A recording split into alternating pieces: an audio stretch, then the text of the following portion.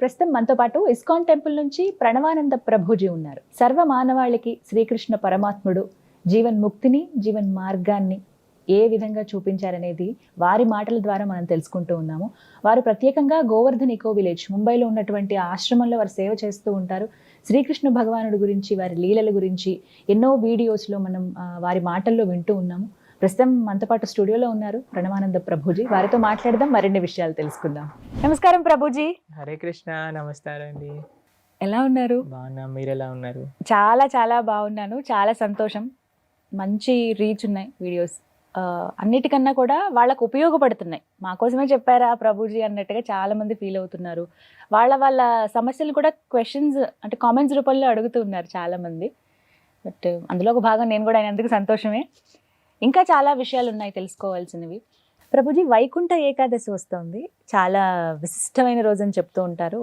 కొన్ని ప్రాంతాల్లో అయితే అసలు పండగే ఆ రోజున.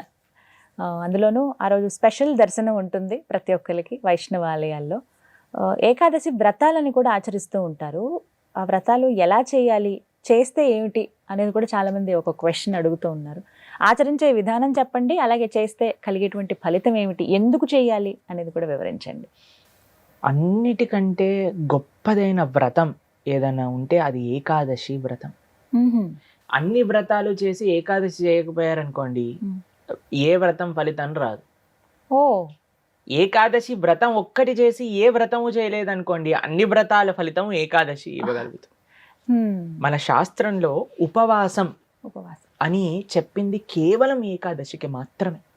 ఓ, కానీ చాలా మంది ఈ రోజు మేము ఉపవాసం చేస్తున్నామండి, ఆ రోజు ఉపవాసం చేస్తున్నామండి, అలా ఇలా చెప్తారు. కానీ ఎక్కడ కూడా అంత నియమంగా ఉపవాసం గురించి చెప్పింది మన శాస్త్రంలో, అంత నియమంగా ఉండాలి అని చెప్పింది కేవలం ఏకాదశికి మాత్రమే. విష్ణువాసరము అని అంటారు. అన్నిటికంటే favourite day of lord Vishnu Ekadashi. Ekadashi వ్రతం వల్ల అసలండి దాని వల్ల వచ్చే ఆధ్యాత్మిక బెనిఫిట్స్ అనేవి మనం చెప్పలేము. ఉపవాసం అంటే ఫస్ట్ అందరూ మేము ఒకసారి ఏకాదశి వ్రతం గురించి చెప్పామండి, ఎలా ఉపవాసం ఉండాలి అన్ని విషయాలు చెప్పాక ఒకళ్ళు హ్యాండ్ రేస్ చేశారనమాట, మాకు ప్రశ్న ఉంది అని. అయితే ఏం ప్రశ్న ఉంది అని అడిగితే, ఏకాదశి రోజు ఏం తినచ్చండి అని ప్రశ్న అడిగారు అనమాట.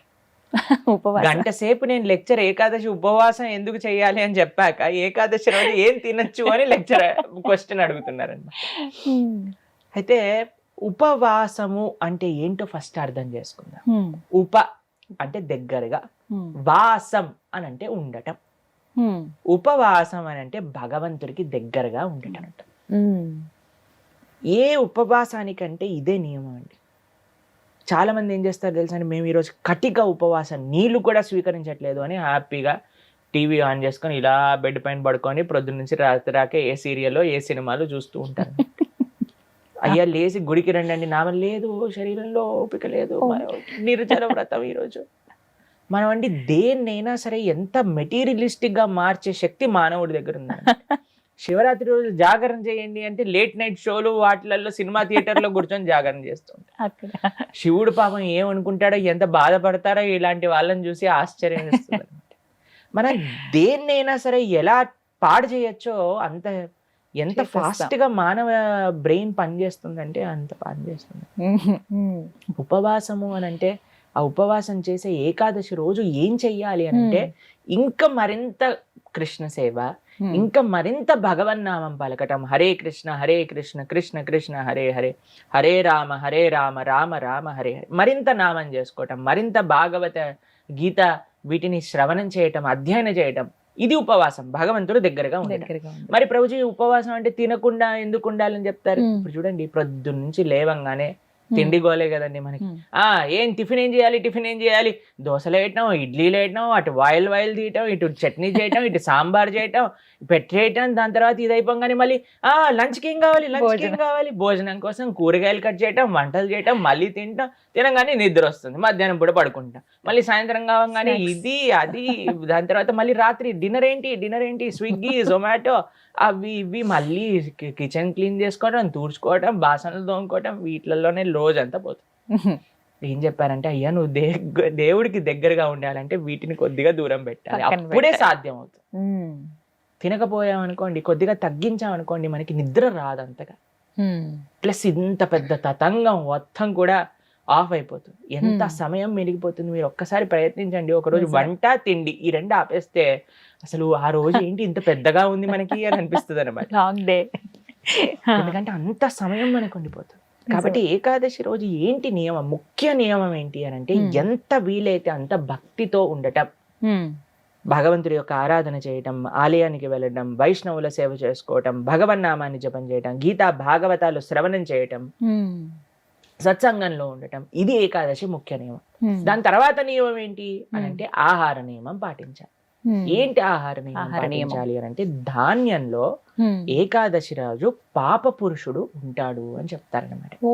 ధాన్యం అని అంటే రైస్, దాల్, పప్పులు, తర్వాత గోధుమలు, తర్వాత వరి, వీటన్నిటిలో అనమాట. కాబట్టి ఆ రోజు మనం వీటి నుంచి దూరంగా ఉండి మరి ఏం స్వీకరించవచ్చు, పాలు, పండ్లు.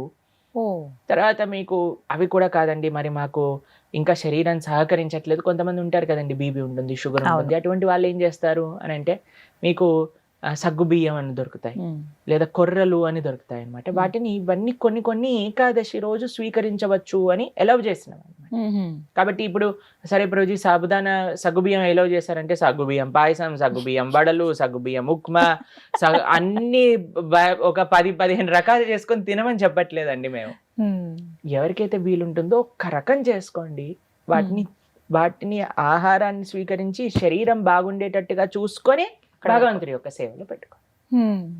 కాబట్టి ఏకాదశి ప్రధాన నియమం ఏంటి అని అంటే భగవంతుడి దగ్గరగా ఉండట. కానీ కొంతమంది కటిక ఉపవాసం అని ఉంటారండి, నీళ్లు మాత్రమే స్వీకరిస్తారు ఆ రోజు. నీళ్లు కూడా స్వీకరించరు, దాన్ని కటిక ఉపవాసం అంటారు, నిర్జల వ్రతము అని అంటారు అనమాట. చెయ్యండి ప్రభుజీ, మేము నిర్జల చేస్తూ బ్రహ్మాండంగా ప్రొద్దు నుంచి రాత్రి దాకా జపం చేసుకునే శక్తి మా దగ్గర ఉంది అని అంటే పర్ఫెక్ట్. లేదండి మాకు ఏదన్నా లోపలికి వెళ్ళండి, మాకు బ్రెయిన్ పనిచేయదు అని అన్న వాళ్ళు పాలు స్వీకరించండి, లేదండి పండ్లు స్వీకరించండి, లేదండి సగ్గుబియ్యంతో కొద్దిగా ఉండొచ్చా. ఇందాక మీరు అన్నారు కటిక ఉపవాసం కనీసం. చాలా మంది భక్తులు ఉంటారు, మా ఆశ్రమంలో ఎంతో మంది ఉంటారు. మరి మీ విషయం ఏంటి ప్రభుజీ, మీరు ఉండరా అని అంటే మేము మధ్యాహ్నం వరకు మాత్రం నీరు తీసుకోకుండా, ఏమి ఆహారం తీసుకోకుండా ఉపవాసం. మధ్యాహ్నం వరకు మధ్యాహ్నం పూట కొద్దిగా పాలు, కొద్దిగా పండ్లు అలాంటివి స్వీకరిస్తాం అన్నమాట. అలా మేము ఏకాదశి ఉపవాసం చేయడానికి ప్రయత్నం. వ్రతం, ఏకాదశి వ్రతం అంటే ఏ విధంగా? ఉపవాసమే ఆనిస్తేనే వ్రతం అంటారు. ప్రతి నెలలో 2 ఏకాదశులు వస్తాయి. అవును. ఆ 2 ఏకాదశులు సంవత్సరం పాటు మొత్తం అన్ని ఏకాదశులు కానీ మనం ఉండగలిగితే దానికంటే గొప్ప వ్రతం ఇంకొకటి లేదు. ఏం జరుగుతుంది ఏకాదశి వ్రతం చేస్తే? భగవంతుడి యొక్క పూర్తి కృప మన పైన ఉంటుంది. ఏకాదశి భక్తి జనని అని అంటారు. మన మనసులో భగవంతుడి పట్ల ప్రేమ కలుగుతుంది, దానికంటే గొప్ప వరం ఇంకేం కావాలండి. నిజమే కదా. కాబట్టి ఏకాదశి వ్రతం తప్పకుండా చేయాలి. అందరూ కూడా ఆ ఏకాదశి వ్రత మహాత్యాన్ని తెలుసుకోండి, చక్కగా ఏకాదశి వ్రతాన్ని ఆచరించడానికి ప్రయత్నం చేయండి. ఇప్పుడు వైకుంఠ ఏకాదశి చాలా అద్భుతమైన రోజు, మీరు సంకల్పం తీసుకొని ముందుకెళ్ళడానికి. చాలా మంది మమ్మల్ని అడుగుతుంటారు, రోజు మా ఇంట్లో ఎవరో వెళ్ళిపోయారు, లేదా మాకు మైల్ ఉంది, అశౌచం ఉంది, మీరు ఎలా ఉన్నా ఏం జరుగుతున్నా ఏకాదశి మాత్రం పాటించవచ్చు, దాంట్లో ఏం ప్రాబ్లం. ఆ రోజు ఖచ్చితంగా ఇవి వింటే బాగుంటుంది, ఇవి పఠిస్తే బాగుంటుంది. భాగవతం వినాలి, భాగవతం చదువుకోవాలి, భగవన్నామం జపం చేయాలి, కీర్తన చేసుకోవాలి, ఆలయానికి వెళ్ళాలి, కృష్ణుడికి తులసితో అర్చన చేయాలి.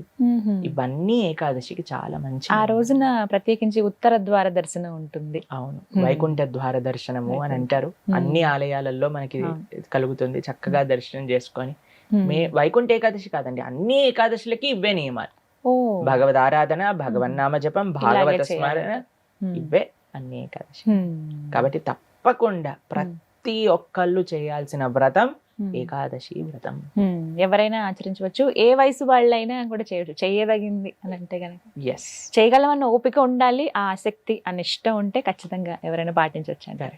ప్రభుజీ, న్యూ ఇయర్ వచ్చేస్తోంది, రిజల్యూషన్స్ తో చాలా మంది సిద్ధంగా ఉన్నారు. కానీ మీరేం చెప్తారు? న్యూ ఇయర్ ఎలా సెలబ్రేట్ చేసుకోవాలి, న్యూ ఇయర్ నుంచి నెక్స్ట్ న్యూ ఇయర్ దాకా ఎలా ఉండాలి, మేము ఎలాంటి నియమాలు ప్రత్యేకించి ఎలాంటివి ఆచరిస్తే మంచిది, కొత్త సంవత్సరంలో మేము ఎలా ఉండాలి, మీ మాటల్లో? మా వరకు వస్తే మాకు న్యూ ఇయర్కి ఇంకొద్దిగా సమయం ఉంది. మాకు అవునా? ఉగాది నుంచి న్యూ ఇయర్. కానీ చాలా మంది చేస్తున్నారు న్యూ ఇయర్ కాబట్టి మీ అందరికీ హ్యాపీ న్యూ ఇయర్. న్యూ కొత్తదనం. ఒకసారి ఈ యొక్క శబ్దం గురించి మనం ఆలోచిస్తే ఒక మార్పు మన జీవితంలో వచ్చే ఏ రోజైనా సరే మనకి న్యూ ఇయరే అండి. ఈ రోజు నేను నాకుండే ఈ చెడు అలవాటుని నేను మానుకుంటాను, రేపటి నుంచి నేను ఒక మంచి వ్యక్తిగా ఉండడానికి ప్రయత్నిస్తాను అని అంటే ఆ రోజు న్యూ ఇయరే మనకి. కానీ ఏ ఉత్సవం వచ్చినా సరే, ఏ ఒక మంచి పండుగ వచ్చినా సరే దాన్ని మనం ఈరోజు రేపట్లో సెలబ్రేట్ చేస్తున్న విధానంగా చేసుకున్నాం అనుకోండి, అది న్యూ ఇయర్ కాదు ఎప్పటికీ కూడా. ఇప్పుడు ఏం చేస్తున్నారండి న్యూ ఇయర్ పేరుతో అందరూ కూడా ఎంజాయ్మెంట్. ఆ ఎంజాయ్మెంట్ ఏంటి? అర్ధరాత్రి పూట 12 o'clockకి హెల్త్ని పాడు చేస్తూ, వేరే వాళ్ళని హింసిస్తూ, వేరే జీవుల్ని హింసిస్తూ, ఇది ఎంజాయ్మెంట్ కాదు. ఎంజాయ్మెంట్ అనేది అందుకే మనం చెప్తాం, మన సంస్కృతిలో మన సాంప్రదాయంలో రోజు తెల్లవారుజాము నుంచి స్టార్ట్ అవుతుంది. కౌంట్ చేసుకుంటాం అక్కడి నుంచి. మీరు రాత్రంతా కూడా మీరు ఎంజాయ్మెంట్ చేస్తూ ప్రొద్దున పూట ఎప్పుడో 10-15 గంటలకు నేర్చారనుకోండి, అప్పుడు తర్వాత ఏమవుతుందంటే ఇయర్ మొత్తం కూడా మీరు అలానే ఉంటారు. డిసిప్లిన్ అనేది మనకు అవసరం అండి. ప్లస్ మనకి ఈ మధ్యలో మేము చూస్తూ ఉన్నాం, పాశ్చాత్య ఫెస్టివల్స్ పైన ఫోకస్ మనకి పెరిగింది. న్యూ ఇయర్ అంటూ, హాలోవీన్ అంటూ, ఇప్పుడు హాలోవీన్ ఫెస్టివల్స్ పెరిగిపోయాయి. ఇక్కడ చాలా మంది చూస్తున్నారు కదా హాలోవీన్ ఫెస్టివల్స్. ఇంతకు ముందు హాలోవీన్ మనకి ఎక్కువగా ఉండేది కాదు, ఇప్పుడు హాలోవీన్ స్టార్ట్ అయిపోయింది. దాని తర్వాత friendship day, mother's day, father's day, valentine's day, ఇవన్నీ పెరిగిపోయాయి. కానీ మన సంస్కృతి, మన సాంప్రదాయాలకు ఉండే ఉత్సవాలు మనకి పెద్దగా తెలియదు. నిజంగా చెప్పాలంటే కృష్ణాష్టమికి హాలిడే కూడా లేదండి, ఉండదు. భగవంతుడు మనకి ఆరాధ్య దైవమైన రాముడు, కృష్ణుడు, వాళ్ళ ఉత్సవాలకి మాత్రం మనకి తెలియదు. చాలా మంది కృష్ణుడు, నేను చాలా మంది అడుగుతామండి ఈ మధ్య యూత్లో, కృష్ణుడు ఎక్కడ పుట్టారో తెలుసా, కృష్ణుడు యొక్క తల్లిదండ్రులు ఎవరో తెలుసా, తెలియదండి వాళ్ళకి.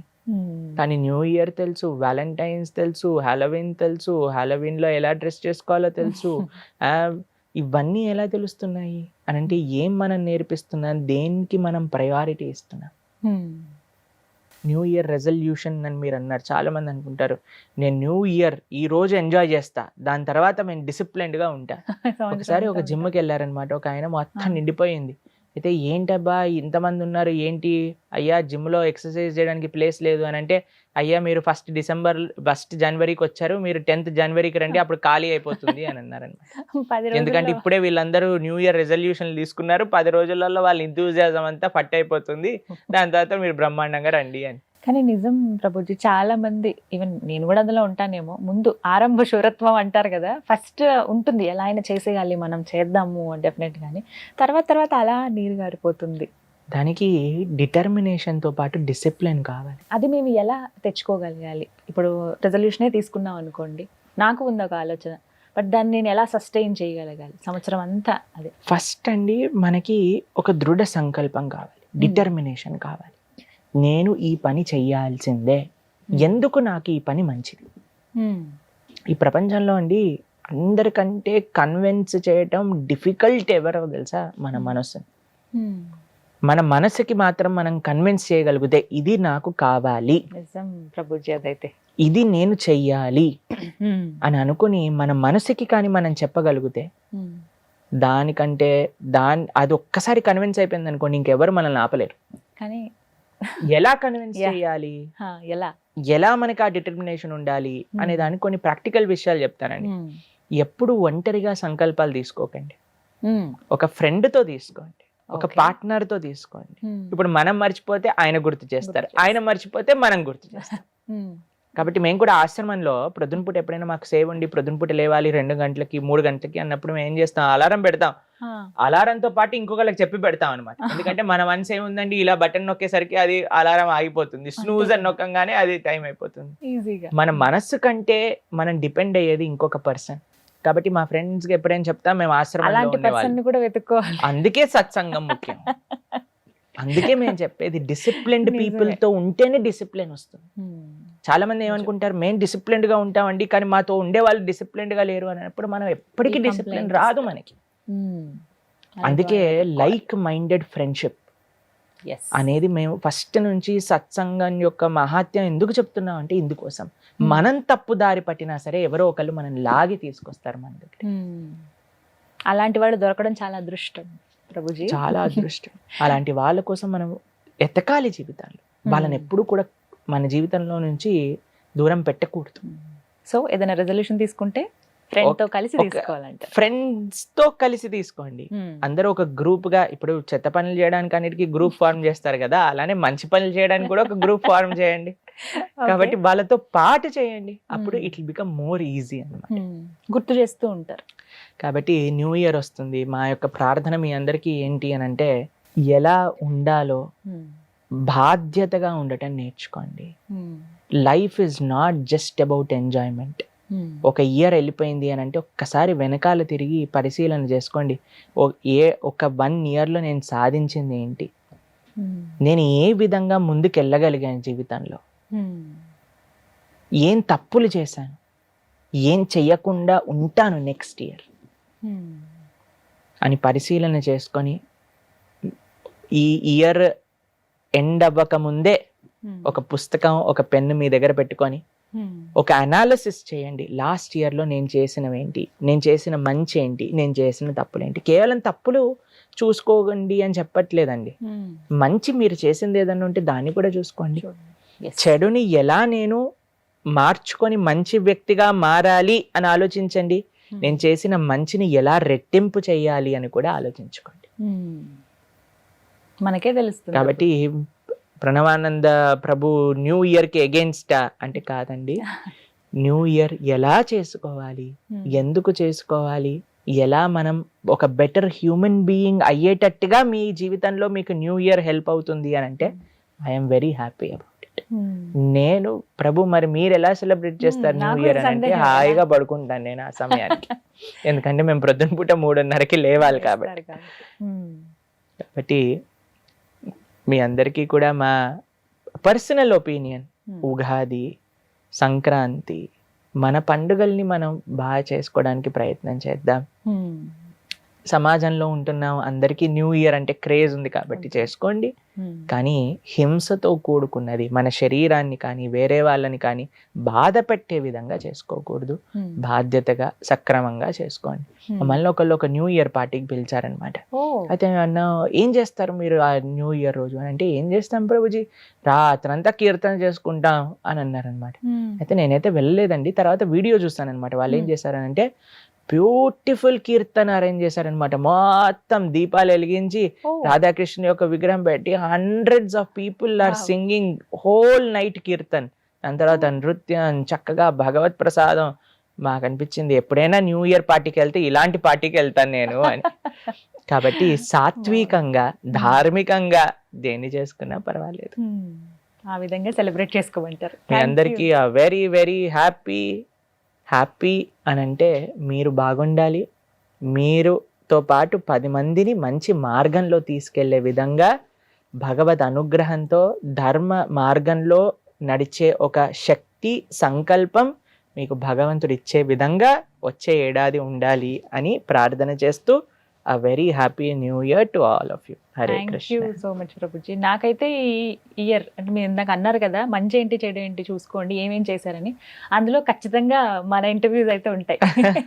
ఒక మంచి పని నేను చేశాను అని చెప్పి అది అదృష్టంగానే భావిస్తాను ఖచ్చితంగా. Thank you so much. చాలా సంతోషం అండి. హరే కృష్ణ.